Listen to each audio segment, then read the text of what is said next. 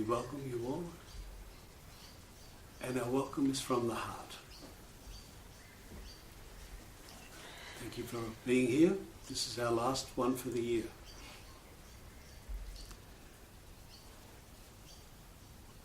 And Kalyani is going to start with some pointers, opening up the conversation, and we'll invite you to just explore. Let's go as deep as we can. Let's get to the heart of the matter. So, Kalyani. I'll start with a quote from Young Bo, beautiful ancient Chinese master. And I'll put it up here so you can see it. And understanding comes through an inexpressible mystery. An inexpressible mystery.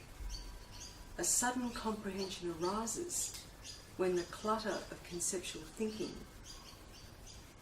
and discriminating thought activity subsides. So it's such a concise statement, and yet it nails it just brilliantly. That seeing, that falling into that non-dual spaciousness is an inexpressible mystery. It arises of its own. It's not something that's done or something that's arrived at. And the naming of it as a sudden comprehension, not in the usual sense of comprehension as understanding a mathematical equation or whatever it might be, but a sudden comprehension arises when the clutter of the conceptual thinking, which is where the attention usually resides, and discriminating thought activity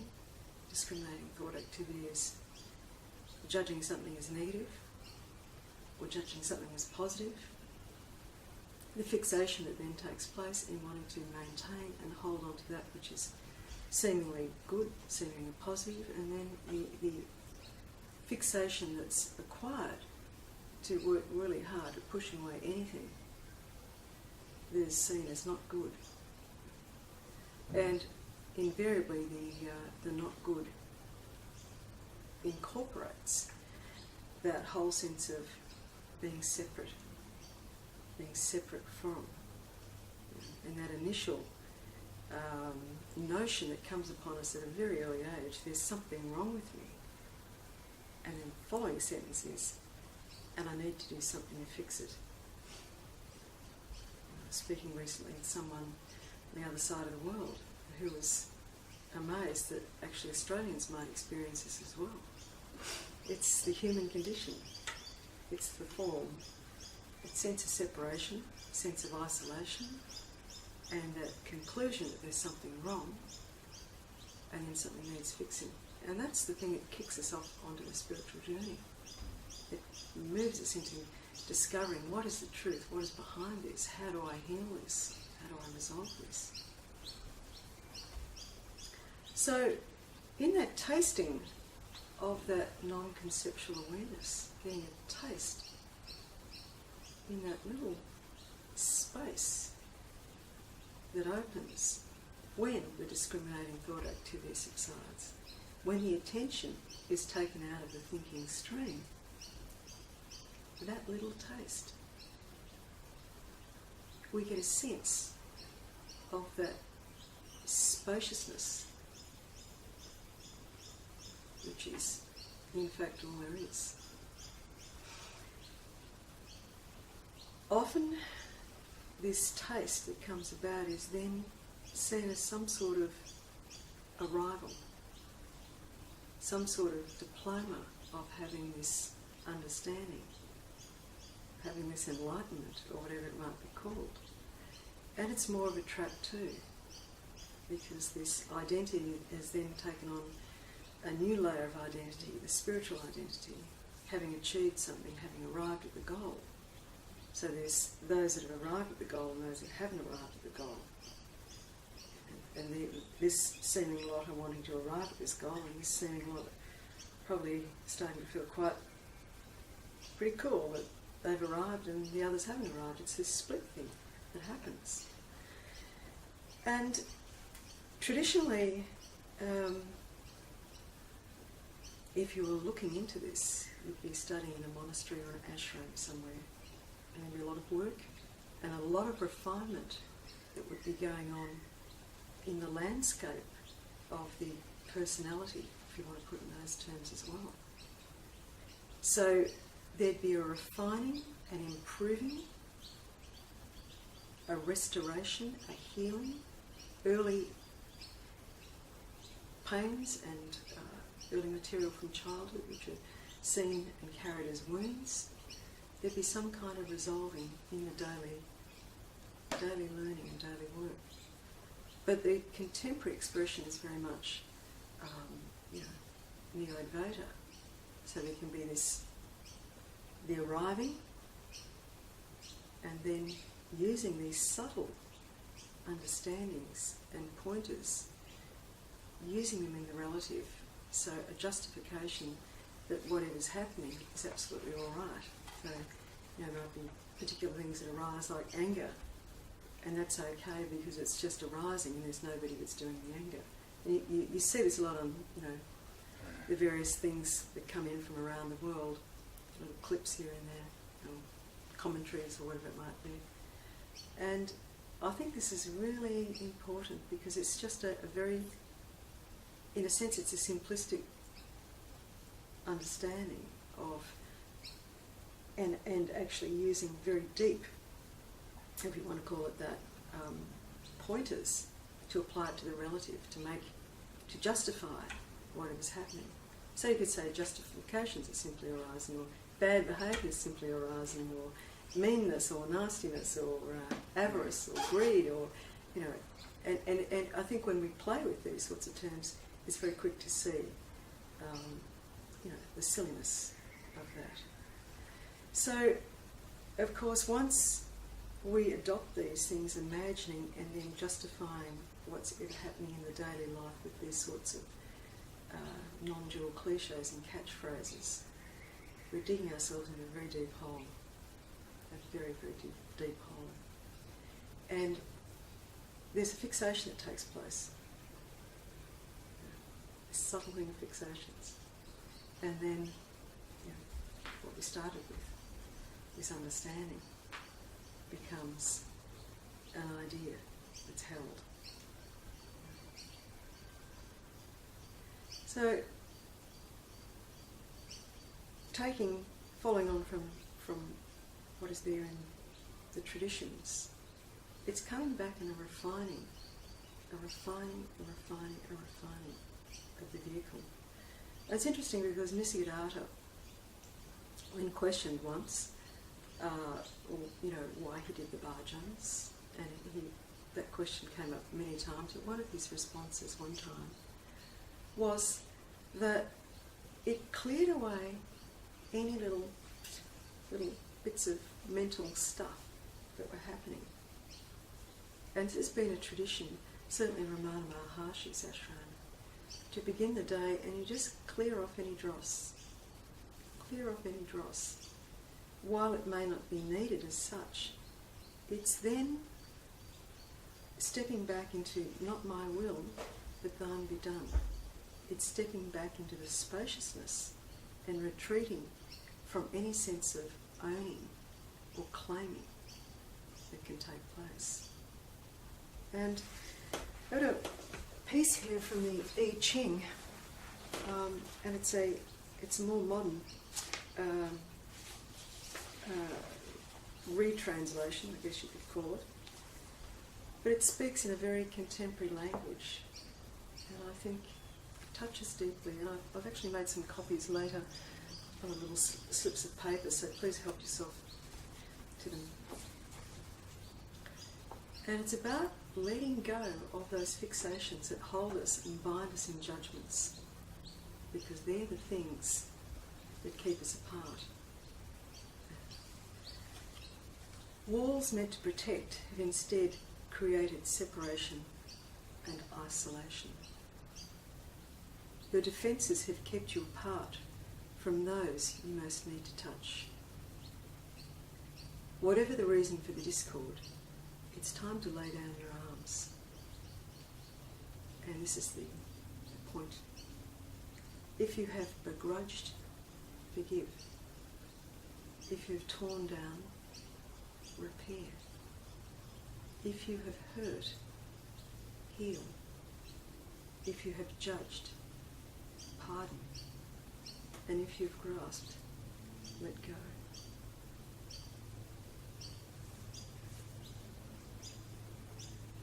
And this is to anything and everything, an attitude, a viewpoint, a held position, an attitude that we're holding on to about ourselves, about our sense of separation, about whatever it might be.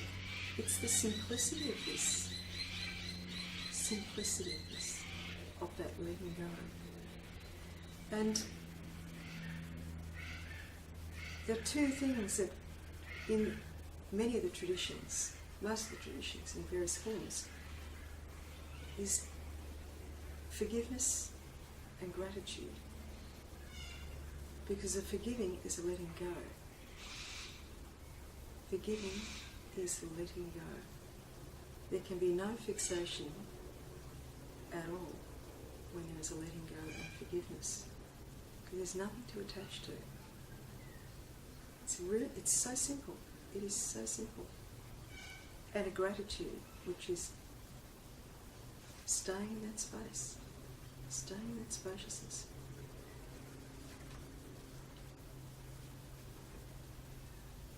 So, at first, it may look like, what's this got to do with non-duality?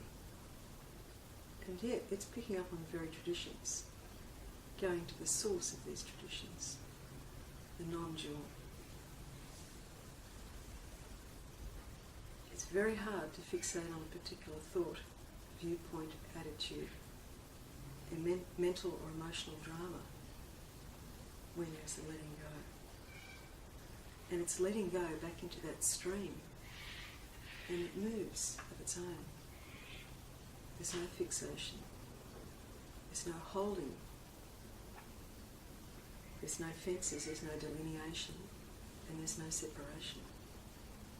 It's simply what is. Beautiful thing that Nisargadatta wrote. He edited Siddha Rameshwar's book in 1961, and the book is called Master Key to Self-Liberation. And it's worth a read, actually. Very different kind of style, and beautifully edited by Nisargadatta. And it's interesting because he speaks about once there's a taste of this spaciousness, then through the heart, through that sense where there is no separation, that is where we establish and become established in this. And his words are from Siddha Rameshwar: after knowing the self intellectually, after getting a taste of this non-duality, this non-dual space, the best way of studying it and realising it fully is to make everybody happy. Now that's one out of the box, isn't it? Right. Yeah. Let's look at it. There's this taste of the wakefulness, this non-dual, spacious taste. And when we open the heart and give, when we make others happy, and I'm not talking about superficial stuff, I'm talking about just being and dropping any sense of split or separation, when there is a profound forgiveness and a profound gratitude, there's just only happiness. So, once there is a taste of this, give. Small things. Not making certain people happy and other people it doesn't matter. Everyone. Because there is no sense of division. In that very real and true sense, you are everyone and everyone is you.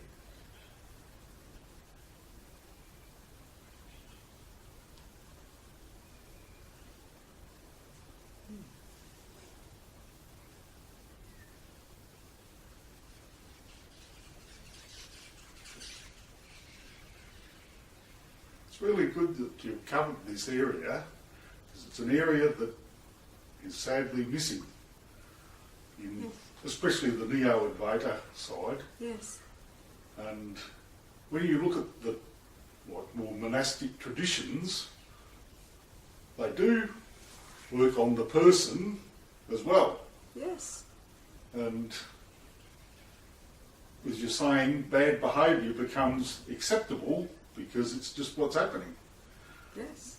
And you still live in the world and you've got to interface with the world. So Yes. just giving Yes. just resolves that, doesn't it? Just, Absolutely. Absolutely.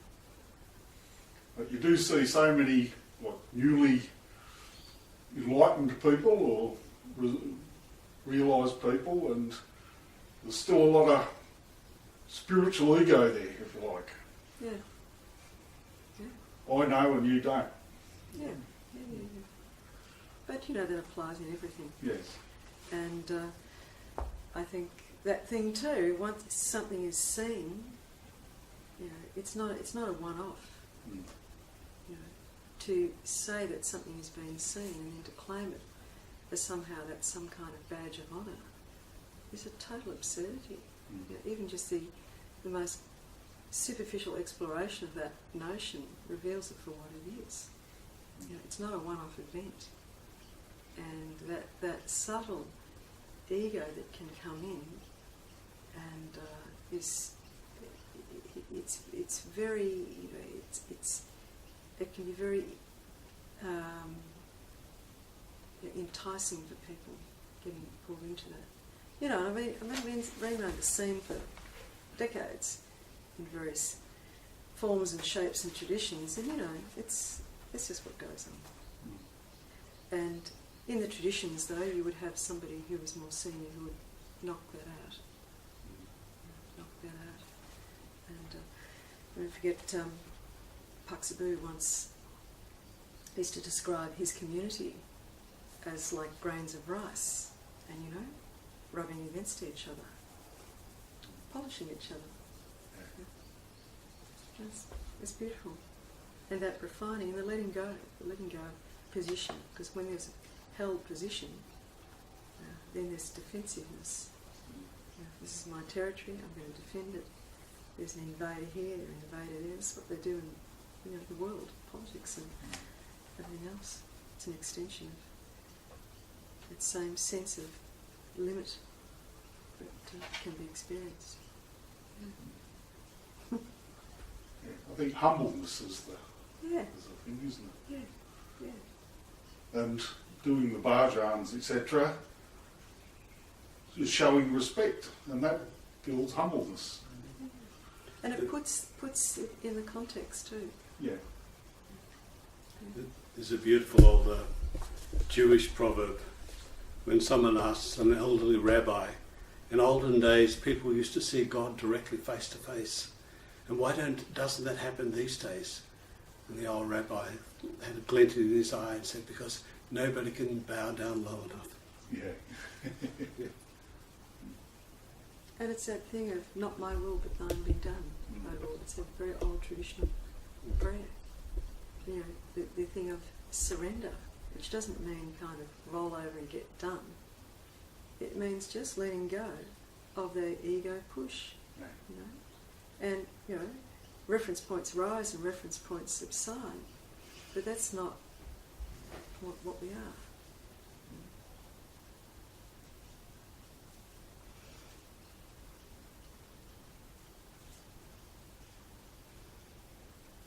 So the stuff that we speak about, this non-dual awareness or non-duality or non-dual space, or however you want to label it, that that strong pull that exists, like an animal, you know, sensing water or sensing home, that draws us along this particular path. You know, it requires rigour. You know, it's not just something to be looked at occasionally and then we go back into the regular habits and then re-establish ourselves in the regular habits. It's like every spare moment that exists, every spare moment of the day, every time the attention is taken to that, come back to that spaciousness that you are. That recognition. And this, it sings to itself, it coos to itself, it calls to itself.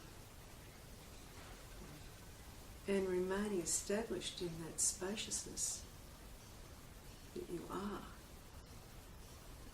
then becomes the habit. Then becomes the habit. Because the belief in the usual chatter, the usual identity, the usual sense of separation, and the other material that is seemingly arising, just falls to the side. And okay, the thinking keeps happening, the chatter keeps happening, this keeps happening, reference points arise, subside, all of the stuff doesn't matter. Doesn't matter, because then it's seen for what it is, just arising and subsiding in that space. There's a resting back into what you've never left. It's not a question of getting rid of what you don't have, or trying to hang on to something that's not there. It's all of those things of the looking and the holding and the not looking and the not holding are a bit of a dance. It's a bit of choreography required to maintain that. So that resting back into that spaciousness, falling back into the space, putting the attention into the space in which the content has arisen.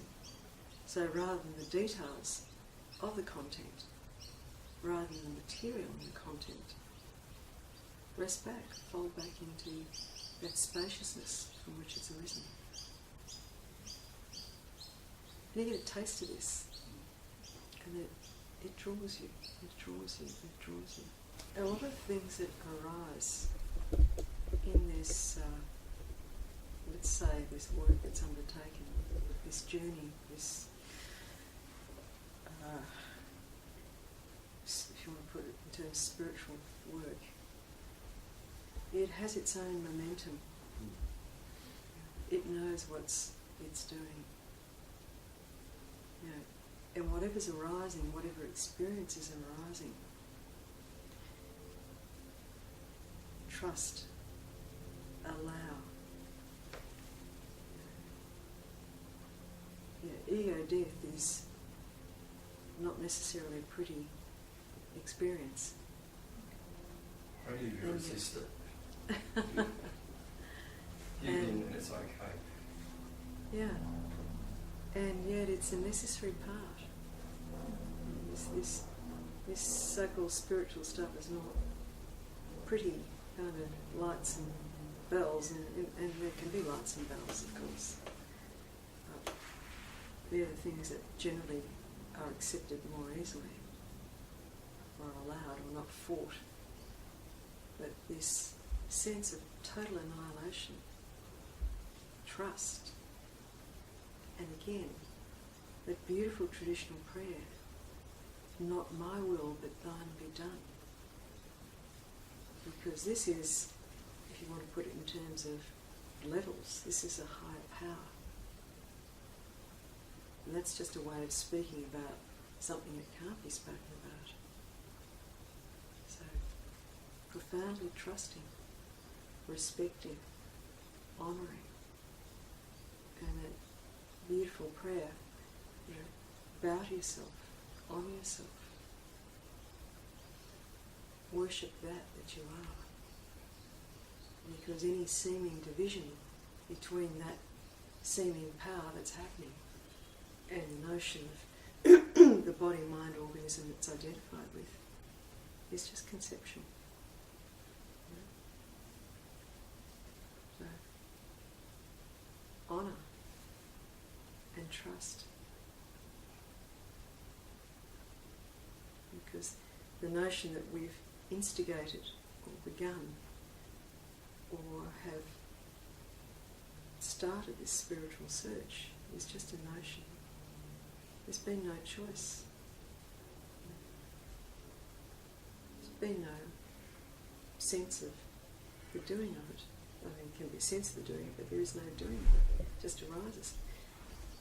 Stop doing it then. Stop thinking about this stuff. Stop chasing this if you think you're in control. It's taking you, it's like the most beautiful river. It takes you where it takes you. So relax. You're not doing it anyway.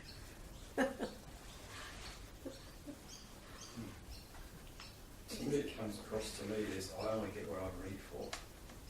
Yeah. I not sort of come to know what I'm ready for.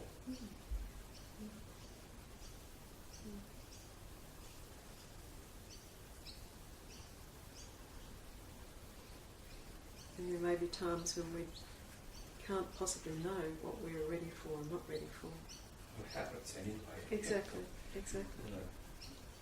But again, as you're saying, like that profound trust and allowing.